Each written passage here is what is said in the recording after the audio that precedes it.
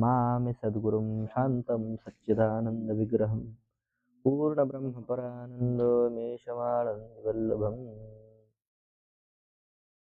ओम गुरुपरमात्मने नमः। ओम गुरु परमात्मने नमः। श्री विचारचंद्रोदय अथ प्रथम कला प्रारंभ। कला प्रारंभ। आता हा विचारचंद्रोदय ग्रंथ आहे। हा विचारचंद्रोदय ग्रंथ म्हणजे वेदांताचा ग्रंथ। वेदांताच्या अति महत्वाच्या ज्या काही प्रक्रिया आहेत, ज्या तत्वबोध ब्रह्मबोध आणि त्या बोधाला कारण आहेत महत्वाच्या प्रक्रिया, त्या महत्वाच्या मनन रूपाने प्रक्रिया या विचारचंद्रोदयामध्ये दिलेल्या आहेत। किंबहुना विचारचंद्रोदय म्हणजे भाषा म्हणजे हिंदी ग्रंथामधील एक प्रकारची छोटी पंचदशीच आहे। जेवढं पंचदशीला महत्व आहे तेवढंच विचारचंद्रोदयाला महत्व आहे। पंचदशी संस्कृत मध्ये आहे आणि विचारचंद्रोदय हिंदी मध्ये आहे। पंचदशी करिता संस्कृत शिकावी लागते। संस्कृत शिकल्याशिवाय पंचदशी कळत नाही। पण विचारचंद्रोदय शिकण्याकरिता कशाचीही गरज नाही। विचारचंद्रोदय शिकण्याकरिता फक्त कशाची गरज आहे? जिज्ञासेचीच, जाणून घेण्याची इच्छा फक्त पाहिजे। एवढं जरी झालं तरी विचारचंद्रोदय कळतो। आणि जर उत्तम अधिकारी असेल तर नुसत्या एका विचारचंद्रोदयाने ब्रह्मज्ञान होऊ शकतं। असा महत्वपूर्ण ग्रंथ पंडित पीतांबर शास्त्री यांनी लिहिलेला हा ग्रंथ आहे। फार प्रसिद्ध ग्रंथ आहे। हा ग्रंथ नेहमी माणसाच्या चिंतनात मननात असला पाहिजे। तर आपण आज या ग्रंथाला सुरुवात करू। तर अथ प्रथम कला प्रारंभ। आता प्रथम कलेला सुरुवात करतात। या ग्रंथामध्ये 16 कला आहेत एकूण, है ना? 16च आहेत ना? 16 कला आहेत। जसं की चंद्राच्या जशा कला असतात, त्याप्रमाणे या ग्रंथाच्या सुद्धा काय कला आहेत। विचारसागर आहे ना, विचारसागर, सागराचे काय असतात? तरंग। चंद्राच्या काय असतात? कला। वृत्ती प्रभाकर, प्रभाकर म्हणजे सूर्य, सूर्याचा काय असतो? प्रकाश। वृत्ती प्रभाकरामध्ये प्रकाश आहेत, विचारसागरामध्ये तरंग आहेत। तसं विचारचंद्रोदयामध्ये कला आहे। तर उपोद्घात वर्णन, पहिल्यांदा उपोद्घात आहे। आता उपोद्घातावर 1 नंबर असा दिलेला आहे, 1 नंबर। तर 1 नंबर हे टिप्पणीमध्ये पाहिजे। अशी रेष वडलेली असते आणि खाली अशी टिप्पणी असते। 1 नंबरची टिप्पणी 2 पानावर खाली सगळ्या शेवटी 1 दिलेला आहे। तर उपोद्घात म्हणजे काय? तर उपोद्घाताचं वर्णन करतात।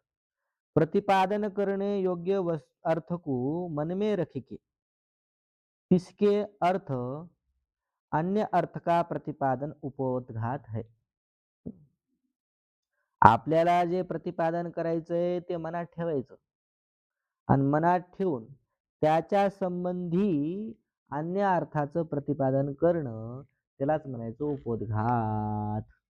उदाहरण देतात, जैसे किसी को दूसरे के ग्रह में छाछ लेने की होवे। जसं एखाद्या माणसाला, एखाद्या बाईला समजा दुसऱ्याच्या घरून ताक आणायचे, छाछ म्हणजे ताक। मग ताक आणायचंय, ताक मागायला जायचंय, ती गेली ताक मागायला, तब वह बात मन में रख के ती काय करती? आपल्याला तिथून काय आणायचंय? काका ही गोष्ट ती कुठं ठेवती? मनात ठेवते. आणि तिसके अर्थ तुम्हारी गो दूध देती है वा नहीं इत्यादी रूप अन्य वार्ता का कथन उपोद्घात है. मग ती गेली दुसऱ्याच्या घरी ताक आणण्याकरता. मनात काय? ताक आणायचंय. गेल्यानंतर तुमच्याकडे गायी आहेत. मग तुमच्या गायी दूध देत असतील. असं विचारणं. मग गायीनं दूध दिलं तरच काय होणार? दही, ताक होणार. मग गाय ही ताकासंबंधी आहे की नाही? आहे. परंतु गाय मागायची का? गाईचं दूध मागायचे का? मागायचं काय? ताक मागायचं. डायरेक्ट ताकावर यायचं नाही. अगोदर काय? तुमच्या इथं गाय आहे. मग त्या गायी दूध देत असतील बरं, असं आहे की नाही? मग लगेच ती खुश होऊन, आमच्याकडे 5 गायी आणि 5ला 5 गायी दूध देतात. मग 5ला 5 गायी दूध देतात म्हणजे दूध भरपूर आहे. म्हणजे चहापेक्षा जास्त आहे. बरं खाऊन सुद्धा उरतं. मग खाऊन उरलेलं दूध त्याचं काय बनणार? दही बनणार निश्चितच. आणि त्याचं ताक निश्चितच बनणार. मग हे काय झाला? तिचा उपोद्घात. तुमच्या इथं काय? तुमची गाय दूध देती का नाही? तुम्हारी गौ दूध देती है वा नहीं इत्यादी रूप अन्य वार्ता का कथन उपोद्घात है. अशा प्रकारचं दुसरंच काहीतरी बोलणं विषयावर न येता आपण विषयासंबंधी बोलणं त्याला काय म्हणायचं? उपोद्घात. तैसे यहाँ प्रतिपादन करणे योग्य जो विचार इथं प्रतिपादन करायचा जो विचार योग्य विचार ताको मन में राखी के त्याला मनामध्ये ठेवून तिसके आरंभ अर्थ अन्य मोक्ष आदिक पदार्थन का कथन उपोद्घात है. जो सांगायचा विचार तो मनामध्ये ठेवून सुरुवातीला अन्य गोष्टीचं प्रतिपादन केलं. कोण्या? मोक्ष आदी पदार्थाचं कथन केलं त्यालाच काय म्हणायचं? उपोद्घात. मग इथं काय आहे? पहिल्या कलेमध्ये उपोद्घात वर्णन आहे. सरळ विषयाला हात न लावता विषयासंबंधी काही गोष्टीचं ज्ञान आपल्याला करून देत आहेत. आलं का लक्षात? उपोद्घात. तर उपोद्घात वर्णन या पहिल्या पानावर. मनहर छंद अनेक छंद आहेत भाषा ग्रंथामध्ये म्हणजे हिंदीमध्ये सुद्धा. कविता म्हणले की छंदात असती आहे नाही. मग कविता आहे तर छंद आहे. मनहर नावाचा छंद आहे. त्या छंदामध्ये ही कविता आहे. पुरुष इच्छा विषय पुरुषार्थ जोई सोई दुःखनाश सुख प्राप्ती रूप मोक्ष मान हो. हेतु ताको ब्रह्मज्ञान सो परोक्ष अपरोक्ष तामे अपरोक्ष दृढ अपरोक्ष दृढ अदृढ दो गान हो. मोक्ष को साक्षात हेतु दृढ़ अपरोक्ष ज्ञान हेतु ता विचार जीव ब्रह्म जग जान हो. तीन वस्तु रूप जड़ चेतन दो जड़ मिथ्या माया ब्रह्म चित सो में पीतांबर शान हो. अशा प्रकारची कविता आहे. ते मनहर छंद कसा वाचायचा आपल्याला काय माहित नाही. छंद कसा वाचायचा ते जाऊ द्या, अर्थ काय ते पाहू. पहिली ओळ पहा. पुरुष इच्छा विषय पुरुषार्थ जोई सोई. आता मेन 1 नंबर पुरुषार्थ जोई जो पुरुषार्थ असतो तो सोई पुरुष इच्छा विषय. तो कोण आहे? पुरुषाच्या इच्छेचा विषय. अर्थात पुरुषाच्या इच्छेच्या विषयालाच काय म्हणायचं? पुरुषार्थ. पुरुष इच्छा विषयी जोई सोई पुरुषार्थ. आलं का लक्षात? दुःखनाश सुख प्राप्ती रूप मोक्ष मानहु. मग तो पुरुषार्थ कोण आहे हो? ते पुरुषार्थ कोणाला मानायचं? तर तो पुरुषार्थ दुःखनाश आणि सुखप्राप्ती रूप मोक्ष त्यालाच पुरुषार्थ मानहु. त्यालाच काय म्हणायचं? पुरुषार्थ असं म्हणायचं. पुरुषाच्या इच्छेचा विषय मोक्ष कशावरून आहे काय त्याचं वर्णन पुढे येणार आहे.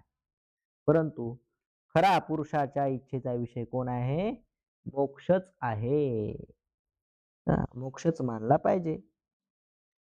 मग असा जो पुरुषार्थ आहे कोणता पुरुषार्थ? मोक्षरूप पुरुषार्थ. त्या मोक्षरूप पुरुषार्थाला तो कसा होतो? त्याला कारण काय? हं. तो त्याला हेतू काय? मोक्षरूप पुरुषार्थ कसा होईल? तर हेतू ताको ब्रह्मज्ञान. तर मोक्षरूप पुरुषार्थाला हेतू कोण आहे? ब्रह्मज्ञान आहे. तर ब्रह्मज्ञान ते जे ब्रह्मज्ञान आहे त्याच्यात बी दोन प्रकार. परोक्ष, अपरोक्ष. ते ब्रह्मज्ञान पुन्हा दोन प्रकारचं, परोक्ष आणि अपरोक्ष. तामे अपरोक्ष, त्याच्यामध्ये सुद्धा जे अपरोक्ष ब्रह्मज्ञान आहे की नाही, त्याच्यामध्ये दृढ आणि अदृढ दोघांहू. काय काय? जे अपरोक्ष ब्रह्मज्ञान आहे त्या अपरोक्ष ब्रह्मज्ञानामध्ये पुन्हा दोन प्रकार सांगितलेले आहेत. कोणकोणते? दृढ आणि अदृढ. दृढ अपरोक्ष ब्रह्मज्ञान आणि अदृढ अपरोक्ष ब्रह्मज्ञान. बर, मोक्ष को साक्षात हेतू दृढ अपरोक्ष ज्ञान. पण मोक्षाला साक्षात कारण कोण आहे? दृढ अपरोक्ष ब्रह्मज्ञान. अदृढ अपरोक्ष नाही. साक्षात कारण कोण आहे? दृढ अपरोक्ष. हे दृढ अपरोक्ष ब्रह्मज्ञान झालं की लगेच काय होतो? मोक्ष. बरं, त्याला कारण कोण हो? दृढ अपरोक्ष ब्रह्मज्ञानाला कारण कोण आहे? हेतुता विचार. त्या दृढ अपरोक्ष ब्रह्मज्ञानाला कारण कोण आहे? विचार. त्याला कारण कोण? विचार आहे. विचार विचार कोणाचा विचार हो? जीव ब्रह्म जग जान. कोणाचा विचार? जीवाचा, ब्रह्माचा आणि जगाचा विचार. आता कसा करायचा विचार? कशावरून? तीन वस्तुरूप जड, चेतन दो, जड मिथ्या. हम्म. तीन वस्तुरूप. ह्या वस्तू किती झाल्या? तीन. कोणकोणत्या? जीव, ब्रह्म आणि जग. त्याच्यामध्ये जड, चेतन, त्याच्यामध्ये दोन प्रकार झाले. एक जड आहे, दुसरं चेतन आहे. जे जड असतं ते मिथ्या आणि माया असतं. जे जड असतं ते मिथ्या. चेतन, आता पुन्हा जरासं अजून स्पष्ट पहा त्याच्यामध्ये. तीन वस्तुरूप जड. वस्तू झाल्या तीन आणि वस्तुरूप जग, जड, जड झाली एक. वस्तू. आता जड वस्तू कोण आहे मग? जी मिथ्या आहे, जी माया आहे, तीच काय? जड आहे. आणि चेतन दो, चेतन झाले दोन. एक ब्रह्मचेतन आणि दुसरं जीवचेतन. माया ब्रह्मचित आणि ब्रह्मचित हे काय झाले? चेतन. ब्रह्म आणि जीव समजा. ब्रह्म चेतन, माया. मिथ्या जी आहे ती माया आहे आणि ब्रह्मचेतन ते कसं आहे? चेतन स्वरूप आहे. ब्रह्मचित आहे. चित म्हणजे चेतन स्वरूप आहे, जड नाही. जे जड आहे ते मिथ्या आहे, ती माया आहे. आणि ब्रह्म आहे चित आणि सोमे. ते चित ब्रह्म आहे तेच काय? मी आहे. पितांबर शान हो ना. अशा प्रकारे पितांबर शास्त्रीने असा निश्चय केला किंवा करावा असं सांगतात. ते ब्रह्मच मी आहे असं पितांबर शास्त्री सांगतात किंवा पितांबर मानतात किंवा पितांबर लिहितात. असं काहीतरी जोडा. बन गई बात.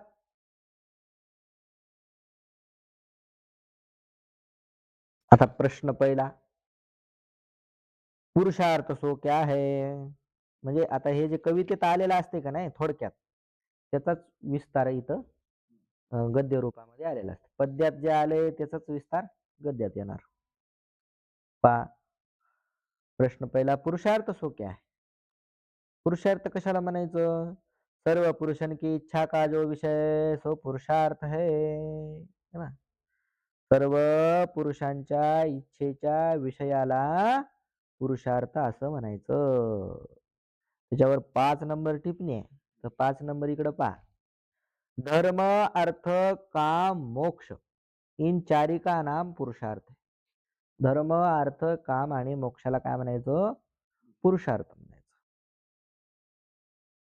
आणि 3 में प्रथम 3 गौण आहे. त्यामध्ये पहिले 3 जे आहेत की नाही, धर्म, अर्थ, काम, हे आहेत गौण. गौण म्हणजे सामान्य, एवढे महत्वाचे नाहीत. आणि तिनको छोड़ के यहाँ अंत के मुख्य पुरुषार्थ का ग्रहण आहे. आणि इथं पुरुषार्थ सो क्या है, इथं जे म्हटलेलं आहे ना, इथं शेवटचा जो मोक्ष जे पुरुषार्थ आहे त्याचा विचारायला आहे. या तिन्हीला सोडून शेवटचा जो मोक्षरूप पुरुषार्थ आहे, त्या मोक्षरूप पुरुषार्थाचं इथं ग्रहण करायचं. कुठं? या प्रश्नाच्या ठिकाणी. पुरुषार्थ सो क्या है, म्हणजेच काय, मोक्ष म्हणजे काय, असंच सरळ सरळ. तर उत्तर देतात, सर्व पुरुषन की इच्छा का जो विषय सो पुरुषार्थ आहे. सर्व पुरुषांच्या इच्छेचा जो विषय आहे त्यालाच काय म्हणायचं? पुरुषार्थ. अर्थात सर्व पुरुषांच्या इच्छेचा विषय कोण झाला मग? मोक्ष. सर्व पुरुषांको किसकी इच्छा होवे. अहो, सर्व पुरुषांच्या इच्छेचा विषय त्यालाच पुरुषार्थ म्हणतात. पण मग सर्व पुरुषांना इच्छा आहे कशाची, असा प्रश्न. त्याचं उत्तर देतात, सर्व पुरुषन को सर्व दुःखन की निवृत्ती और परमानंद की प्राप्ती की इच्छा होवे है. जगातल्या सर्व पुरुषांना, पुरुष म्हणजे नुसते पुरुषच घ्यायचे नाही, माणसं, त्याच्यामध्ये स्त्रिया बी आल्या, स्त्री पुरुष सर्वच, सर्वांना कशाची? दुःखाच्या निवृत्तीची इच्छा आहे आणि परमानंदाच्या प्राप्तीची इच्छा आहे. दुःखाची निवृत्ती पूर्वक कशाची प्राप्ती? परमानंदाची प्राप्ती. आणि नुसते दुःखाची निवृत्ती नाही तर कशी? सर्व दुःखाची निवृत्ती. सर्व म्हणजे आत्यंतिक दुःखाची निवृत्ती. आणि परमानंद म्हणजे सर्वात श्रेष्ठ आनंद, ज्या आनंदात दुःखाचा लवलेश नाही, अशा आनंदाच्या प्राप्तीची इच्छा आहे. कळलं? तर पुन्हा तिसरा प्रश्न. प्रश्नात उत्तरामधून प्रश्न निर्माण होतो. सर्व दुःखान की निवृत्ती और परमानंद की प्राप्ती सो क्या है? अहो, सर्व दुःखाची निवृत्ती आणि परमानंदाची प्राप्ती कशाला म्हणायचं? ती काय असते? त्याचं उत्तर देतात, सर्व दुःखन की निवृत्ती और परमानंद की प्राप्ती यह मोक्ष का स्वरूप है. सर्व दुःखाची निवृत्ती आणि परमानंदाची प्राप्ती हे मोक्षाचं स्वरूप आहे. बन गई बात. तर याच्यामध्ये टिप्पणी पहा 6. सर्व दुःखन की निवृत्ती. सर्व दुःखन की म्हणजे अज्ञान सहित जन्म मरणाधिक दुःख कहिये हे. सर्व दुःख म्हणजे अज्ञानासहित जन्म मरण आहे ना. सर्व दुःख म्हणजे मुख्य जन्म आणि मरण हेच तर दुःख आहे. जन्माला आला तोच काय होतो? मरतो. जन्माला आला तोच काय होतो? बिमार होतो. जन्माला आला त्याचं लग्न होत नाही. जन्माला आला त्यालाच बायको मिळत नाही. बायको मिळाली तर पोरं त्यालाच होत नाहीत. पोरं झाले, बायकोच मरून जाते, नाही तर पोरगच मरते. म्हणजे याचा अर्थ जन्माला आला तेव्हा ह्या सगळ्या भानगडी झाल्या. मुख्य जन्म म्हणजे जन्म हेच दुःखाला कारण आहे. मग हे कशाने निवृत्त? अज्ञान. जन्म कशामुळे झाला? अज्ञानामुळे झाला. तर अज्ञानासहित जन्म मरणाधिक दुःख, याला याची निवृत्ती म्हणजे सर्व दुःखाची निवृत्ती. निवृत्ती म्हणजे मिथ्यापणे का निश्चय रूप बाध निवृत्ती काय? निवृत्ती म्हणजे काय? निवृत्ती म्हणजे निश्चय. कशाचा निश्चय? मिथ्यापणाचा निश्चय. अर्थात त्याला काय म्हणतात? बाध. आणि परमानंद म्हणजे परमप्रेम का विषय परमानंद. परमप्रेमाचा जो विषय असतो त्यालाच म्हणायचं परमानंद. परमप्रेमाचा विषय कोण आहे मग?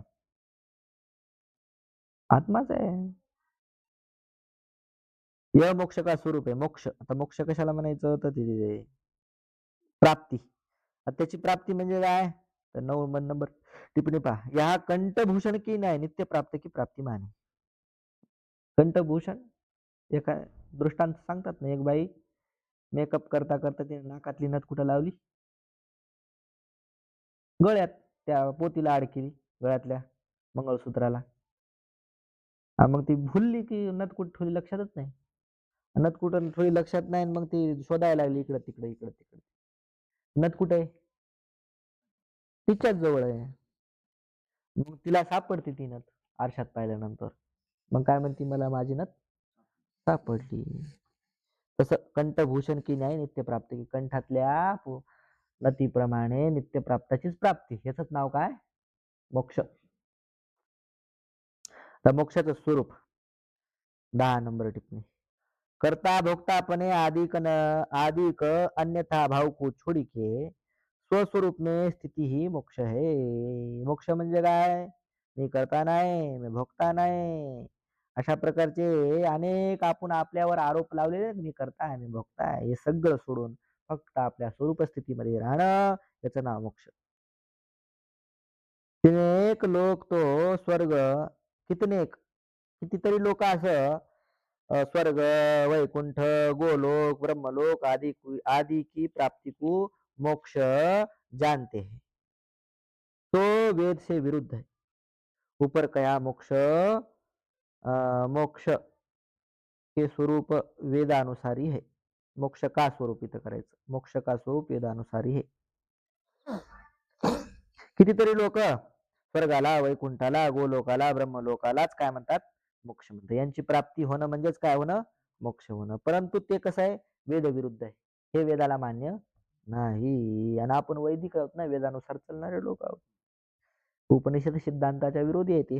ह्या लोकाला जाणं त्याला मोक्ष म्हणायचं नाही. हा, लोक मिळत असतात, परंतु लोक मिळणं म्हणजे मोक्ष नाही. हा, तो ऊपर कया जो म्हणजे आम्ही जे सांगितलेलं आहे